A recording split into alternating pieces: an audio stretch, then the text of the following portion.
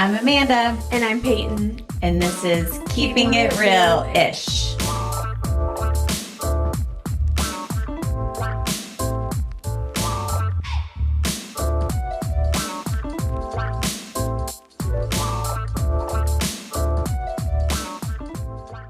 Hey guys. Hello. Welcome back. We have a special guest with us this week. This is Dolly. In all of her glory. She, as you can see, she's having a rough go of it. Mm-hmm. Real rough go. She has a cord in between her little legs. Oh, it's so sweet. But she was not being with us. Yeah. So it was this or just nonstop barking in the background. So we chose this to have her present with us. But she's so cute. So just enjoy her little cuteness. Hi, sweet girl. She's like, yep. Mm-hmm. So if you're listening, obviously, you have no idea what that means. But my dog is sitting between us. So, yeah. She's just hanging out. All right, Dolly, you ready to go? She's like, yep. Yep. All right, so let's talk about what's been going on this week in the salon. This week we had our trends meeting. Yep.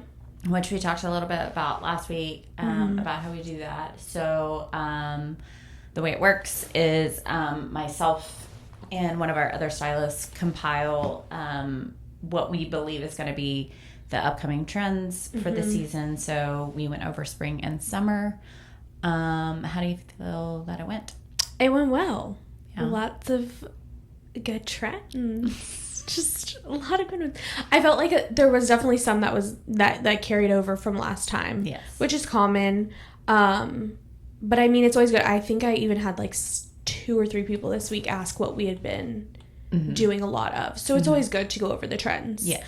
But it was good. It was a good meeting. Those are always like my favorite meetings. One of my favorite meetings for sure. Yeah, it's, I felt like overall, it went pretty well. It, like, okay, bye, Dolly. She's over. Oh.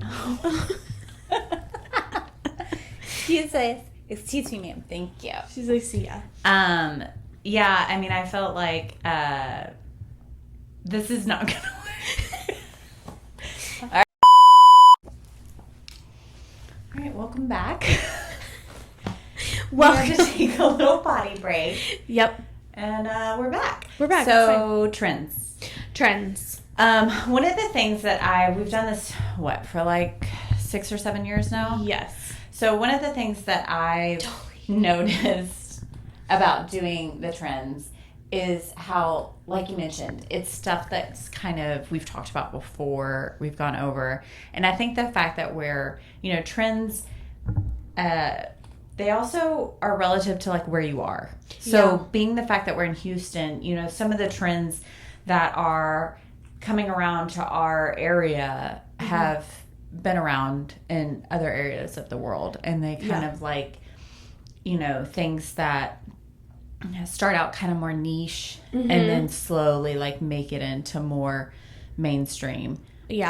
So that's kind of interesting. And one of the things I love about it, because I have done this for so long, is that and I always talk about this in the meetings, when I first started doing hair, trends were 1 or 2 particular looks that somebody has influenced in the fashion world or the entertainment world or something like that.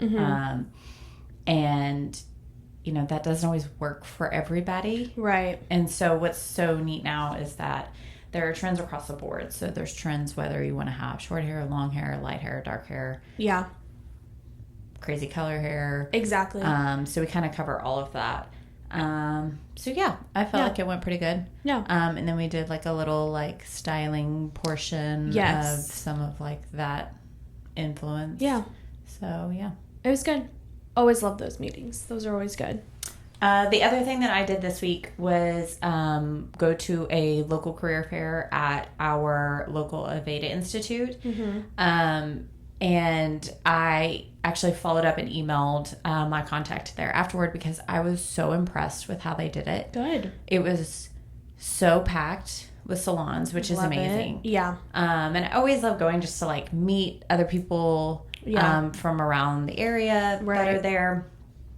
And it was just really cool how they had it set up. So they had all of us salons that were there on our tables where we set up. They had pre-made printouts with QR codes that the students could scan that would take you to your social media and take you to your website, which I thought was like a really cool added thing. That's a good touch. For the students to have. And then I was just like very impressed with the students. Like you could tell that they had really prepped them in how important that day was, and just how special it was that they were getting to have that experience, because not everyone in cosmetology school gets to have one afternoon where they can interact with 30 different potential places where they could go to work. So it was really, really cool. And I met a lot of like really, really awesome students. You know, some are nearing the end of the program, some are towards the beginning. And so I'll see them again. But I was just really overall very impressed with the students. Yeah. So I thought that was really cool. Yeah, because I don't even, when I was at Aveda, I don't even think we had the opportunity to do the career fair. Seriously? Yeah, I don't think, and I mean, that was only, 8 years ago? Only 8 years ago. But I don't think they did it at the time. You know, I think what it was they, even a little bit before me, they would have, it was like a field trip. You would go to a couple different salons. I think we did do maybe something like that. Okay. But then I think once COVID hit, it maybe kind of we used to do that. Yeah. I mean, of course, that was even more than 8 years ago. Right.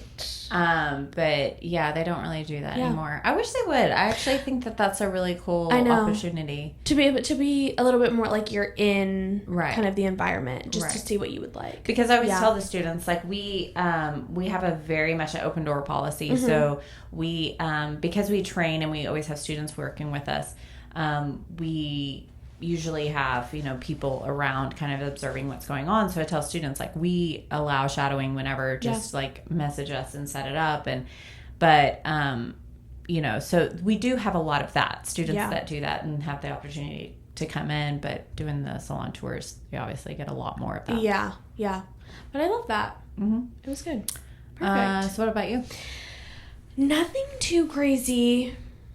No. This week, but I will say we, which kind of will go into our next little couple of things we'll talk about, but we did bring in a really cool tool. I feel like it like started trending on like maybe TikTok or social media. I mean, that's where I saw it. That's where I saw it at first. Anyways, and so like obviously we love a good blowout situation, but I feel like sometimes after you do like a blowout and you set it really nice and then you go back through and like clean up the cut or touch up the cut or whatever, it kind of messes up the style a little bit. And I feel like especially with how humid it's been in Houston, just maybe needing a little bit more heat. I've been really loving the little Wavy Talk heated brush. And I decided to bring mine into the salon so just like some of the girls could try it. And we all really liked it. So we had ordered one for the salon to just like touch people up after their blowout and everything, and just kind of have a little bit more heat for, you know, helping with humidity and smoothing purposes. And so I've been using that on like almost everybody. It's been like such a good tool to bring in. And also too, like I feel like it's a lot of people are not going to go home and blow their hair out. No, it's one of those things where this is something that they can do at home to really make like their color or cut pop. And so I've been using that a lot this week, and I've been obsessed with it. So really liking it. To be honest, I haven't used it a whole lot behind the chair. Yeah. However, I do just what you just said. Like, I find that it's like such a great tool for people, for clients to use. Yes. Especially like you said, in the climate that we're in. Yep. And you know, what I like about it is, you know, if you're using it day one, obviously, like you're getting like that blowout effect without having to do a blowout. But like, let's say you do blow out your hair, but you're not like shampooing it every single day. So it's a great day 2, day 3, day 4. It's a great touch up tool. Exactly. So, and it's great for those people that, you know, they either don't have 30 minutes to spend on their hair. Right. or B, they don't want to spend 30 minutes on their hair, or they're just not as skilled to be able to do that. I think it kind of allows them to bypass having to do all that. Yeah. And being able to still have that blowout effect, as opposed to like, oh no, I have to like, my only option is to flat iron my hair. Yeah. You know, they can still get all that body, which works better again in our climate that we're in, because ultimately if you're outside for 2 seconds, you're gonna have some effect with the humidity. Yeah. Even using a lot of product. Yeah. There's only so much you can do. Yeah, so I've just been liking that in the sense of just showing people how to do it, you know? That way it's easy for them at home. Really good for, like, moms and stuff, too, that just, I agree, that don't have a ton of time. Yeah. Yep. Anything else? That's about it. It was a pretty chill week. Okay. Yeah. So now we're going to talk about our product of the week that we want to highlight, that we love. And I'm doing this week.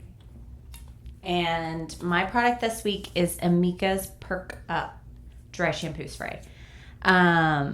We actually brought this into the salon like 3 months ago. Yeah, I was going to say like beginning of the year. No, we brought it in before holiday. Before holiday, like December. That's right, because no, I think we brought it in November. Yeah. Holiday season. Yeah. So, anyway, I've used this product for a long time, and I love it because I have very fine, very flat, typically somewhat oily hair, but I am a little bit older, and I like to wear my hair long, and I like to wear my hair blonde, and so shampooing and blow drying and doing all that to my hair on a regular basis is not ideal. Right. I also work out a lot and sweat a lot, and so I use this as a prep for working out, in addition to just help with oil and all of that. Yeah. And I love it. I think it's a great tool for clients to use, to extend their style.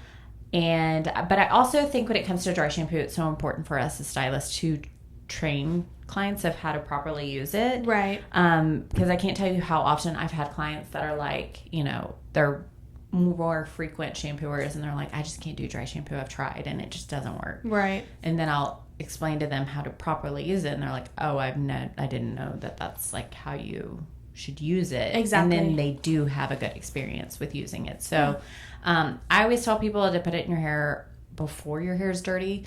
Some people do it like right after they style their hair.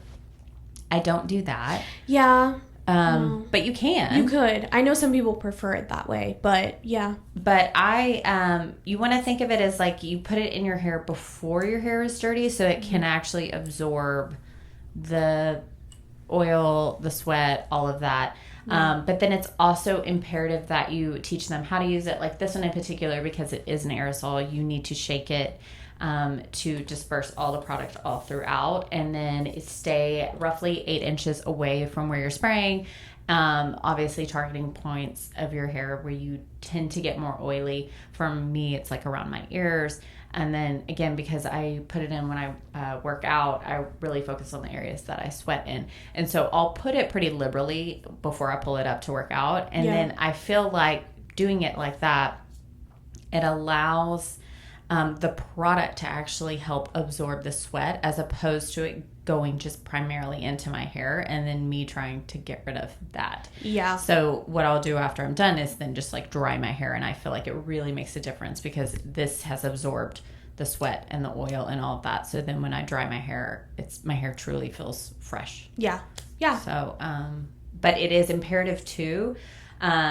I use it at night and then again in the morning, and you always want to tell your clients to make sure to massage it off their scalp, whether it be with a brushing technique or with their hands, because you don't want to create buildup on the scalp. Yeah. From that. Yep. So. Yeah. Anything else there? No, I feel like we've all really enjoyed it in the salon. I know obviously our clients are liking it at home. So, I mean, I think it's a great product across the board. I know they have different versions of it too. They do.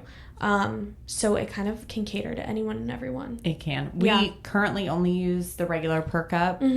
I have not experimented with any of the others. Actually, that's not true. I want to say I used Perk Up plus, but I cannot attest to like what it's supposed to be specifically for. Right. No. So it might not even be for me. Yeah. Because I didn't really like feel a difference. Yeah. Either way. Yeah. No. But yeah, so Perk Up. We'll put a link in the show notes for that. Love it. All right. So let's get to our topic of the day. Okay. So Peyton is going to be really, she did the research and she's going to be focusing on it. So what are we talking about, Pei? Okay. Our it girl. Yes. Is Miss Sabrina Carpenter. Yes. We love Sabrina Carpenter. She is, everybody knows who Sabrina Carpenter is, but iconic pop star. I think she started like on Disney Channel and then I think so. Something like that. Yeah. I'm not going to lie. I don't think I knew who she was until like maybe 12 months ago. Yeah. I was going to say, I feel like specifically this past year, she's really like popped out and everything, but yeah, she wouldn't be in my wheelhouse otherwise. Yes. Yeah. I think specifically this past year, maybe a little bit longer than that, she's definitely kind of popped out into this like big icon. Mm-hmm. But I do believe before that she was on, this was a little beyond my times, is that the word? But I think she did start off on Disney Channel and then she kind of rose to fame. So obviously talking about her and her hair has been such a topic of conversation over the past, thank you, Dolly, over the past, year and a half, whatever it is, just for being beautiful, iconic. She's bringing back a lot of fun styles. Obviously, when you look at Sabrina Carpenter, she has this like very big, voluminous blonde hair. Almost like kind of at first look, it almost looks like in some pictures and videos, it almost just looks like a full bleach out with like a little bit of a root. Yeah. But I do know that they do foil her just pretty heavily. And her hairstylist, her name is Lori Heps. Okay. Something like that. She is the one who colors her. She's been coloring her for a really long time, honestly, as far back as into COVID years and all of that. So she's been doing her hair for a long time. And Sabrina has definitely had like a transition over the years of what her hair has kind of done. At first she was doing a little bit more of like an icier blonde. And then kind of as time has gone on, I think to me now truly it's like a golden blonde. Yeah. Very beautiful, definitely a packed in highlight situation. And so I feel like with Sabrina going a little bit more on like those goldeny tones, I feel people have kind of transitioned into more of like that brighter golden blonde. Which I feel like we definitely did see specifically after COVID, people transitioning to something a little bit more natural, less, icy and cool, which definitely, has also timeline-wise been kind of what Sabrina has done. So I do love that. I feel like the biggest thing with Sabrina Carpenter's hair is her bangs and the style. The bangs and the style. Those bangs. And it's so funny too with Sabrina's bangs is they're not thick almost, but at the same time they are. Like they are technically a little bit wispier, but like they're still like a good chunk of bang. Sometimes she has them a little bit more forward. Sometimes she does more of like the curtain bang. I think people do consider it more of just like true curtain bang situation. But she definitely does have some pieces in some, pictures, videos, whatever she does, where she has some pieces, going more forward. But I feel like specifically the way they're styled has been a big influence on, people getting those bangs. And I will say, like, yes, curtain bangs obviously have been around for like a super long time. Right, correct. And they've trended on and off like slightly, like I was saying before about like our trends meeting, how you see these things kind of start to creep up, but they're more like kind of micro trends, or they're not as like a big wave.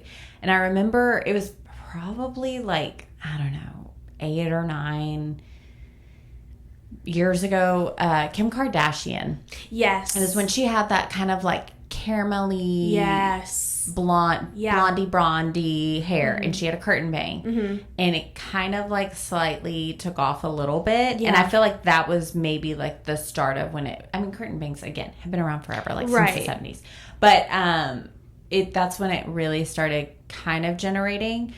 But for whatever reason, it was never like as impactful as it was once Sabrina hit like that look, and it just was like everybody wanted it. I mean, I feel like I had so many people coming in and just like it was so trending that people are like, should I get a curtain bang? Exactly. Yeah. And I think too with like the way, you know, they style, so her stylist, I guess, who, you know, styles her hair more so on, you know, like tour and stuff, whatever, Scott King, he, you know, almost like it's, you know, where they're kind of doing like the roller set in the bang area, they're almost doing a little bit more of like a cross between like a vintagey Hollywood wave and like a blowout. So it's very beautiful. But it is kind of that mix of those two things put together, which I love because it is like modern meeting kind of something a little bit more vintage, putting it together. And that's how everybody now wants their hair styled. It's like they want that volume and they want that, you know, bounce, but they also still want something a little bit more timeless and classic. And so I think, you know, specifically, I think just the volume is really what people are craving. And kind of going back to what we talked about, he actually partners or maybe ambassador kind of for Wavy Talk as well. And Wavy Talk has some other different little tools. Really? Yes. I didn't know that. Yeah. So he had, you know, every time he styles, you know, her hair, he'll put the products that he uses and stuff. And he uses some of the Wavy Talk stuff. So there's a big barrel, like interchangeable little curling tool that he uses. But I know too, also with like the blow dry and everything, that's specifically where he's getting a lot of the volume. Lori, Scott, and Sabrina are all Redken ambassadors. So they use the Redken line for not only color, but also for product when it comes to styling. So I know obviously they're using that. Lori has even did a little thing with Behind the Chair. And Behind the Chair even asked her what formula she does and what she uses and everything. And she uses Shades EQ. So I did see a ton of different formulas she has used over the years. A 10V with some clear. I think currently she isn't even toning her. And if she does tone her, she just kind of tones her root with, I believe it's a 9N and like a 9WG or something along those lines.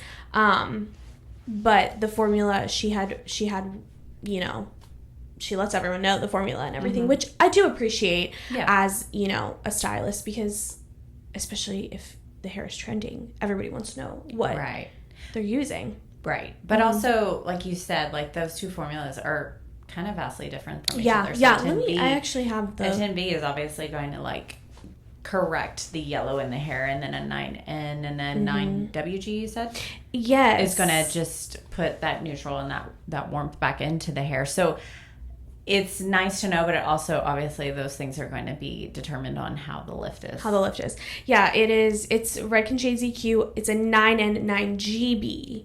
Processing for 5 minutes. And the GB, if I can remember, it's more like that one's a little more translucent, right? It's a little more translucent, yeah. Well, and she had said too, that you know, she's creating a warmer, more dimensional blonde.